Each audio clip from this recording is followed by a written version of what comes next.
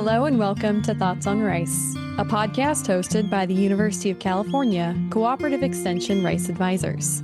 I'm one of your hosts, Sarah Marcianish, and I'm a rice farm advisor for Colusa and Yolo counties. I'm Whitney Brim-Deforest. I'm the Cooperative Extension Rice Advisor for Sutter, Yuba, Placer, and Sacramento counties. My name is Luis Espino. I'm the Rice Farming Systems Advisor for Butte and Glenn counties. I'm Michelle Leinfelder-Miles. I'm a farm advisor in the Delta region. I work on all sorts of field crops, grains and forages, but one of those is rice. And the counties that I cover are San Joaquin, Sacramento, Yolo, Solano, and Contra Costa counties.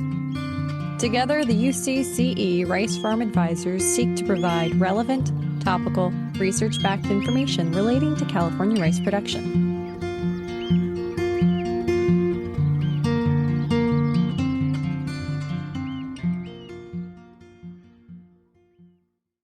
Now, I'm excited about today because this is going to be a weed science extraordinaire, welcoming back Whitney Brim-Deforest and Jens Beets.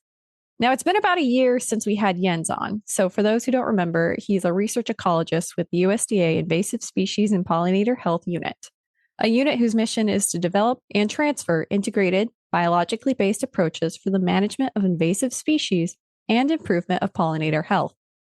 Now, Jens and Whitney are here today to talk about Ludwigia decurrens, aka Winged Primrose Willow, aka Winged Water Primrose, aka, well, a lot of other names. So with that, just like to officially welcome back Jens and Whitney. Hi, guys. Thanks for being here. Thanks, Sarah. Thanks, Sarah. Glad to be back. Glad to have you back. Since you're here, I'd love for you to kind of explain a little bit about the history of Winged Water Primrose. Whitney, can you talk about how we first found this weed and where we first started seeing it pop up around California rice? Sure. And I will admit that I was not working in rice at the time, so I will do my best. But the first sighting was in 2011. And I actually think that it was identified by, I believe, Albert Fisher and Jim Eckert at the time with Brenda Gruel, also with the USDA. So they were the sort of first folks that found it. And I believe Cass Mudders as well, the advisor in Butte County at that time. And after that, it kind of like went off the radar for a while. There was a big flurry, I think, between like 2011, 2013, and then people kind of forgot about it for a little while. And then in 2016, roughly, there was a change, I think, to the rating by the CDFA. And that's when it sort of popped back up on people's radar again. So, and then again, we kind of stopped worrying about it for a few years, it feels like, and now it popped back up again. So it's just one of those things that we haven't been really consistent about tracking, but we're talking about it again. So it's moving around, and I think that's why we'd like to bring it back to the forefront of people's mind. And Jens, it's not just in rice that we see this weed. We're also seeing it in rice canals. Is that right? Yeah, so this whole genus is a problem kind of in the canals and is also a problem in natural areas, but we've been seeing it, especially, spoiler alert to some of what we might talk about later. We've been seeing it in the canals, and luckily we haven't seen it in this species in the natural areas yet. That is good. I mean, we're going to have to keep an eye on that, but so far seems okay. But I kind of want to go back to something you said, Whitney, about the change that CDFA did with its classification system. Can you explain why changing the classification system of this weed brought this weed back up to the forefront of what people were talking about? Sure. Yeah. So it was originally, I think, classified as a Q rating, which basically just means that they don't really know that much about it, and they weren't sure of its impact at the time. And then it got changed to a A rating, which basically means that there's some sort of impact on agriculture. And then also a P rated seed pest. And the P rated seed pest part is really what's important for us. The A rating doesn't involve any sort of quarantining or anything if it's found in a field. But the P, that means that if you had it in a seed field, that field couldn't be harvested for seed. It could still be harvested for consumption, but not for seed. So that's really the big problem for rice growers, especially since a lot of our seed production is up in Butte County. So the Rice Experiment Station, there's Buca that's doing research up there, Butte County rice growers. Also the Lundbergs is located there. So there's several entities right in that area that are involved somehow in seed production. So it's an important rice growing area for us. And so if it's in seed, we really don't want it in the seed and then moving around. So that's really what was the big change, was the prohibited seed pest rating. Yeah, and that has impacts not even just in research, but for those growers who are contracted to grow rice for seed, they're getting an economic premium for that. But if they're not able to harvest for seed and instead have to harvest just for general production, they're taking kind of a loss on that crop, at least what they were expecting.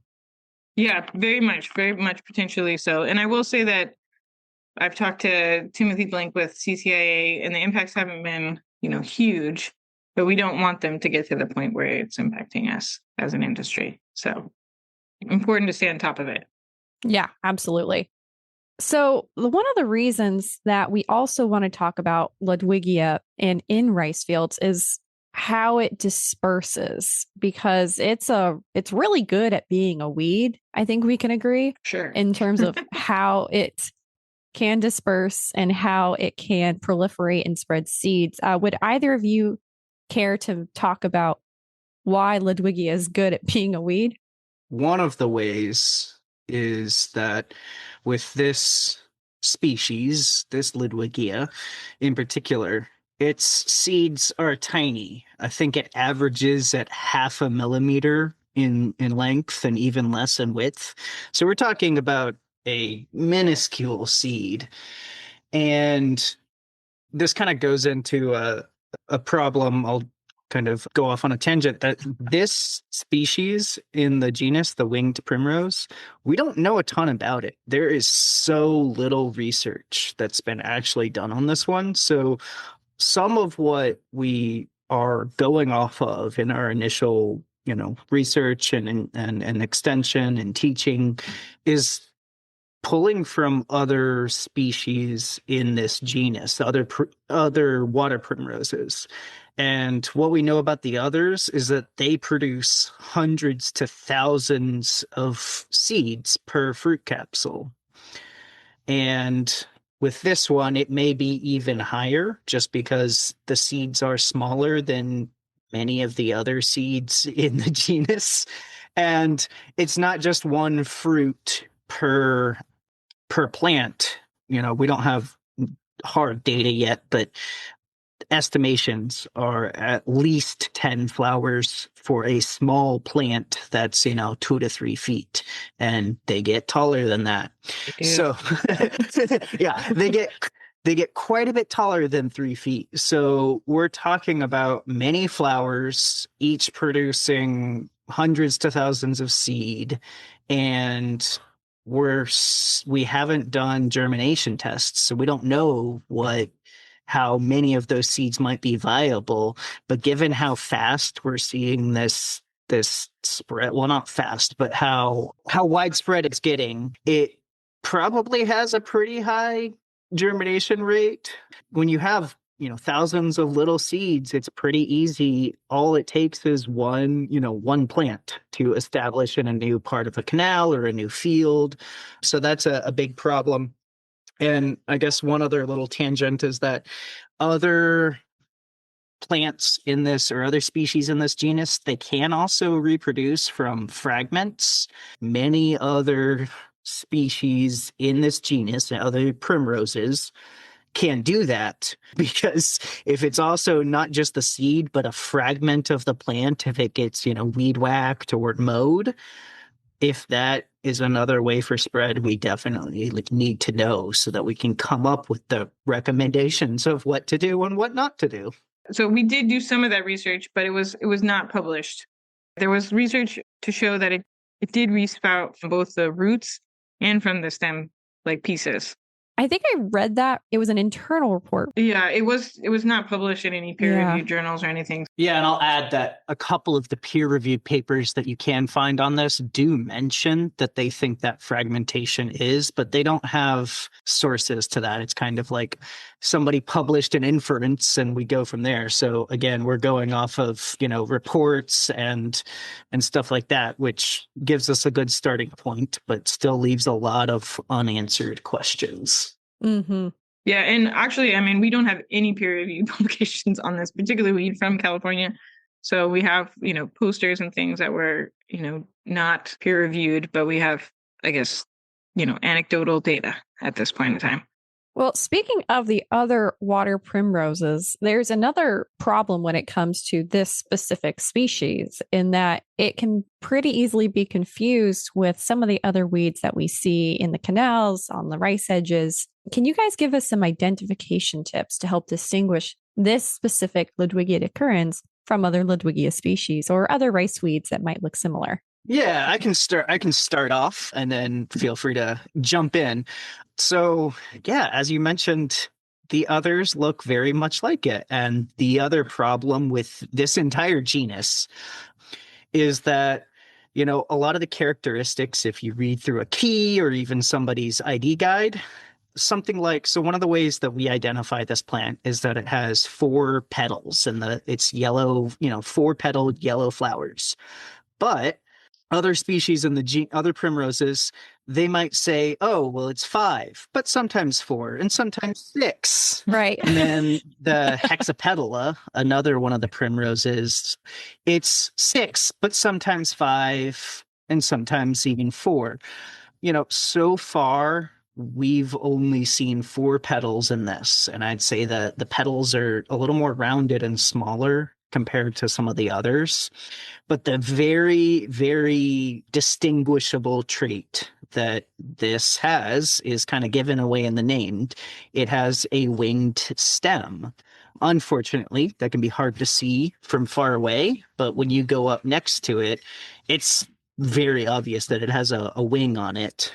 The other problem is that this entire genus, the leaf characteristics are almost fluid, which is also part of it grows differently depending on the way it's growing. So they can kind of spread, which is probably what you see when you see them in the canals and stuff, is it's kind of like prostrate and spreading across the water.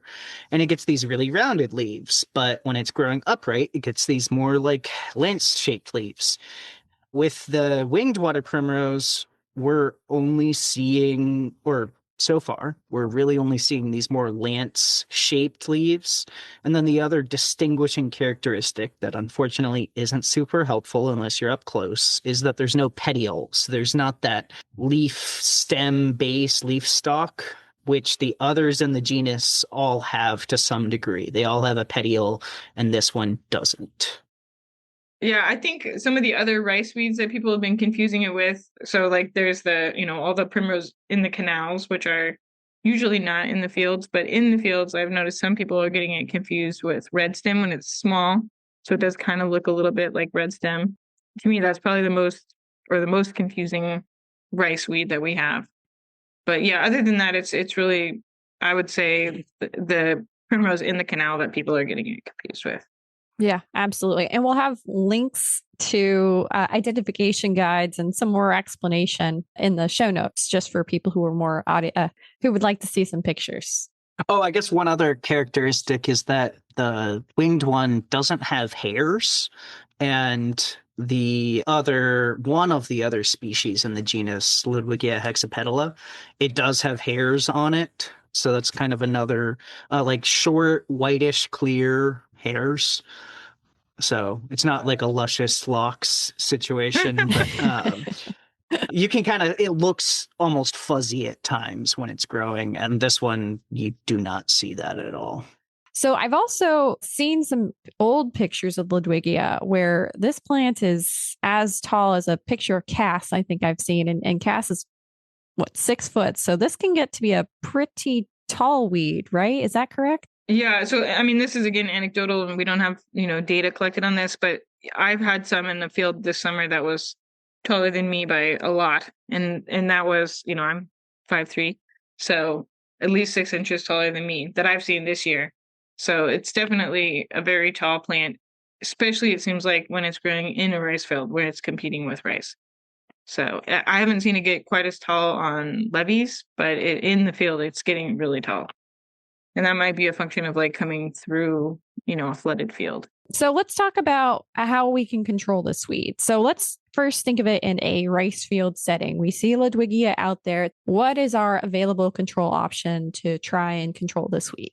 Well, thankfully, a lot of our granular herbicides do seem to control it. So if it came up in a field, we probably wouldn't even notice it, to be frank. So Serrano works, or apparently works. And again, this is data that was collected quite a while ago, so we were redoing some of this. But Serrano, Bolero, Granite GR, those work quite well. Shark seems to work a little bit, or pretty well as well as Sandia. So most of our into the water herbicides. I will say that if you get it when it's bigger, not as many herbicides are very effective, but if these are all like as it is germinating at the beginning of the season. So a little bit later, it looks like Bolero is really the only effective one. But we're doing some testing with some of the newer herbicides that have been registered since this research was done. And so we'll have some new data coming for folks as well. So that's, again, into the water granular at the beginning of the season. And so that's a project that you two are working on together, a collaborative project between USDA and UCCE to work on control options for Ludwigia. Would either of you care to comment on how those trials are going on? Basically, beginning at the beginning of this past race season, so in 2025, we decided to do a bigger project, Jens and I, on sort of revisiting some of the work that was done previously with rice herbicides, and then also with his expertise in aquatics. We're going to have some options for folks that are managing this in canals as well. So we're also working on this in conjunction with Butte County Ag Commissioner's Office, as well as Luis Espino, who's the rice advisor there. And we've kind of put together a task force to look at mapping where it's moved around. And since we previously did this surveying, which I think the last big official survey was in 2016, the Butte County Ag Commissioner's Office has kind of kept up with it on a limited basis in Butte County, but we wanted to expand and see where else it's moved. So we did that on a larger scale this year. We had a treatment or a trial at the rice experiment station looking at levees. So what's emerging on the levees. So we were doing foliar testing with different herbicides on levee systems. And then Jens and I both have greenhouse trials that are ongoing right now. I'm looking at foliar products as well as into the water herbicides, and he's doing the same. So we should have quite a bit of data on efficacy, hopefully by the spring. So for next year, when people are out there looking at what they should be applying, we'll have some new information for folks. That's rice. Let's talk about canals and non-ag areas. Jens, can you comment on control of Ludwigia in these areas? Yeah. So again, kind of the overarching theme here is that we're dealing with a species that there's not a ton of published research yet on. So we're doing some of this based on labels, which there is some efficacy on. And unfortunately/fortunately, that is at the genus level, so across all primroses.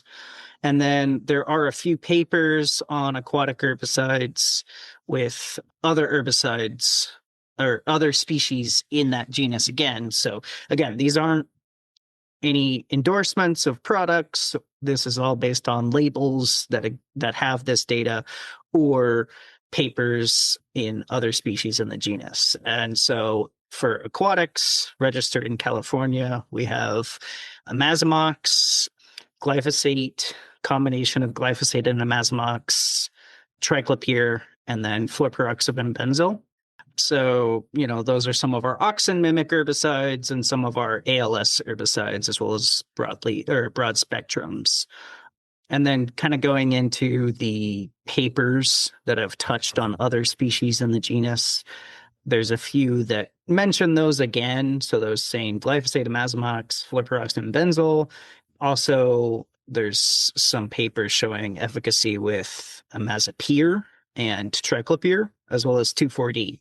And triclopyr is kind of our bridge between rice and aquatics right now. Interestingly, as I've been doing some lit reviews, there's a paper on panoxylum resistance in Indonesia. So that's definitely something where, always kind of in the background of minds when you're looking at efficacy data. I also, just kind of like a little fun fact, I found this really cool paper actually last night where they looked at fungal pathogens. So not an herbicide. They looked at fungal pathogens on this species. It was from the late 70s. So they actually call it's the old genus name, Jucicea, something. I'm bad at Latin. It's the old genus name, but it's still very obviously the same plant and mentions it as winged primrose. So I have some colleagues that do kind of fungus and bacterial biocontrol. So, I might see if they might be interested in this at all, but there is that biocontrol for that, in the past. I don't think it was ever brought to scale, unfortunately. Interesting. Maybe a new avenue for research. Yeah. I do want to kind of bring us back to this partnership with the county ag commissioners to scout Ludwigia. Can you guys explain a bit about how this partnership, this task force came about and what some of those projects look like this year? Whitney, would you care to start us off? Sure. Yeah. So I will say the Butte County Ag Commissioner's Office has been working with UC in the past. So it's not necessarily a new partnership, but I guess the restart of this, really looking at Ludwigia again, kind of happened last year. Part of that was due to the reestablishment of the weed management area in Butte County. So the weed management areas are sort of entities established in partnership with CDFA across the state. And so some of the counties have them active, some don't. So Butte County, I believe, wasn't really active. And so as part of reinvigorating it, the Butte County Ag Commissioner's Office picked some weeds that they wanted to hone in on. And this one was one of the ones that they really wanted to take another look at. So I believe Luis and Jens and I kind of met with them and started talking about like how we could be in partnership and what sort of things we could look at with them. So the mapping came out of that.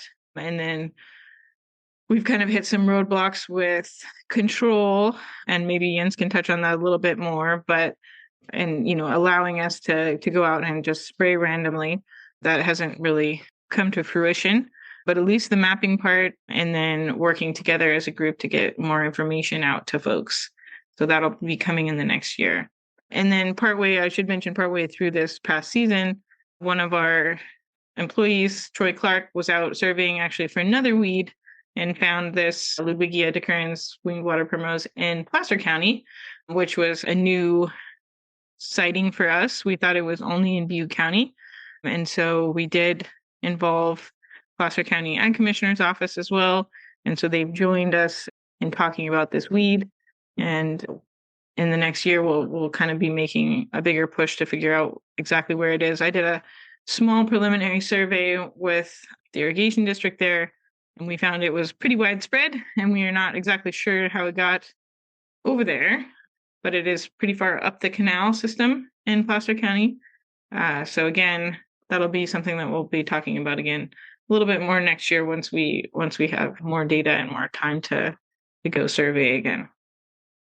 Yeah, just to kind of touch on what Whitney said about running into roadblocks with control with these aquatic systems. There's extra layers of regulation and restrictions on herbicides due to not just irrigation restrictions, but we also have to follow endangered species compliance and permitting there. So it is a slow process to try to find which agencies this falls under their kind of umbrella for treatment, as well as mandating, control of weeds. So it's just a Tetris game of finding, who does what where, and it's not always the fastest process. Absolutely. And you're dealing with public and private lands. There's an added layer there. There's just a lot to consider with this. Yeah, for sure. And I will add that, like, where we found it, we've tried to do some hand roguing where we could, but that is not a sustainable long-term option. But for at least for rice growers, they have current options that can work for them. It's more for like management and canal systems that we're kind of stuck. But the rice growers, they have the granular herbicides that they can use, and then triclopyr grandstand is pretty much the go-to for us for right now for spraying on levees or on around, edges of fields. Or if you have a canal on your property, you should be allowed to spray, but check with the ag commissioner's office first. But you should be allowed to spray on your property. So again, there are some tools available, but for us going out and surveying and just randomly spraying, that's a little bit of a hurdle at this point in time. Yeah, a little bit trickier for us on that end. With that, is there anything you two would like to add on to this? Well, I'll just say that one of the big concerns with this particular weed, and Jens can chime in too, is that really we don't want it moving into natural areas. It could become a big problem if it got into some of our preserves and things like this. So that's why we're trying to contain it as much as possible. We really don't want it moving into the wildlife areas. So again, like maybe it's not as big of an issue found in a rice field. It's, low impacts on yields. In canals, for sure, it can clog up canals, I would say, if it's really thick in canal systems. But the other issue is really the moving into wildlife areas. Yeah, I think, we're at a good opportunity for kind of that early response part of detection, early detection, rapid response. And we're in that sweet spot still of actually being able to do some containment. And yeah, as Whitney mentioned, if it gets into some of these natural areas, becomes even more broad spread in irrigation systems, then we have a problem. And if it were to get into the Sacramento San Joaquin River Delta, then we get even more complicated because of the state agencies and federal agencies that would have to be taking care of it in the legal defined delta. So yeah, we have an opportunity here to do some containment, and we're jumping on that. That's optimism. I like to hear that. Yeah, this is a good point to get this information out there, because there's still a chance, I think, that we can help prevent this further spread. All right, guys, with that, thank you so much. Is there anything either of you would like to promote? Any events, any upcoming news, or any resources you want to point them towards? I'm going to be talking about this project at the rice winter grower meetings in January. So I will be touching on preliminary data there. And then I think Jens and I were planning to meet with some of the ag commissioner's office to spread the word about ID and just continued scouting. So we'll be doing some meetings in the winter with the rice counties about Ludwigia. But beyond that, I think the hope is that we'll have some data and information for people in the spring. With that, if people want to reach out to either of you, do you think you could share a contact method for them? Yeah, for me, it's my email, which is just my first name, a period, and my last name at USDA.gov. I'm sure Sarah can add that into the podcast description somehow. Yeah, email's the easiest way for me these days. Okay, and folks can reach me at the UCCE Sutter Yuba office. Our phone number is 530-822-7515. Well, thank you guys so much. I appreciate you coming on. Thanks, Sarah. Thanks for having us. Yeah, thanks for having us, Sarah.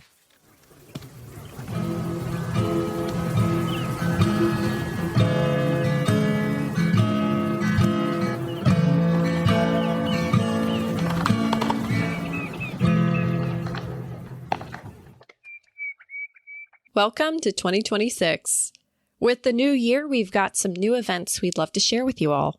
First up, we will be holding our UCCE Rice Winter Grower Meetings. Those will take place from January 21st through January 23rd. As always, we do a series of 5 meetings. 1 in the morning, 1 in the afternoon, and the final day will just have 1 in the morning. The Butte County meeting will take place January 21st, 2026, which is a Wednesday at 8 a.m. at the Evangelical Church in Richvale. The Willows meeting will take place the same day, January 21st, 2026, at 1 p.m. in the Willows Memorial Hall in Willows, California. Please note this is a new location for us. The Colusa meeting will take place January 22nd, 2026, which is a Thursday, at 8 a.m. in the Colusa Industrial Park Conference Room in Colusa. The Yuba City meeting will take place January 22nd, 2026, which is a Thursday again, at 1 p.m. in the Veterans Hall. The final meeting will be the Woodland meeting on January 23rd, which is a Friday, 8 a.m. in the Yolo County Farm Bureau in Woodland. We will also be holding a rice production workshop this year. As a reminder, this is a meeting that was postponed from last year, and the date of that meeting is March 18th and March 19th, as this is a 2-day meeting. This is a meeting which is an in-depth workshop that covers the principles and practices of rice production in California, best suited for beginners or newcomers to the California rice industry. Our last save the date is the Rice Quality Workshop, which will take place July 30th, 2026. As a reminder, if you're interested in learning more about any of these events or save the dates, they will all be posted on our UC Rice website, which is once again agronomy-rice.ucdavis.edu. For more information about these and other upcoming events, feel free to check out our resources, which include the UC Rice blog and the UC Agronomy Rice website. In terms of other resources you might want to take advantage of, you can also look at our newsletters, which include Rice Briefs, which covers Colusa Yolo, Rice Notes, which covers Yuba Sutter, Rice Leaf, which covers Butte and Glen, and Field Notes, which covers rice in the Delta region of California.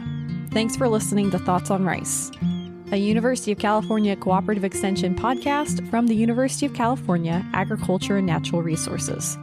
You can find out more about this podcast on our website, thoughtsonrice.buzzsprout.com. We'd love to hear from you, whether it's from using our text link in the show notes, a survey submission in our feedback form, also in the show notes, or in a comment or rating on your podcast streaming service of choice. We are excited to announce that after several months of trying, we are finally on YouTube. So if that is your podcast streaming service of choice, you can now listen to us on YouTube. You can also email us with any comments, questions, or concerns at smarsh@ucanr.edu. Rice harvest is finished. Fields are flooding up, and the migratory waterfowl are beginning to arrive. Remember, like the growers like to say, have a rice life. Mention of an agrochemical does not constitute a recommendation, merely the sharing of research findings. Always follow the label. The label is the law. Find out more at ipm.ucanr.edu. The views, thoughts, and opinions expressed are the speaker's own, and do not represent the views, thoughts, and opinions of the University of California. The material and information presented here is for general purposes only. The University of California name in all forms and abbreviations are the property of its owner, and its use does not imply endorsement of or opposition to any specific organization, product, or service.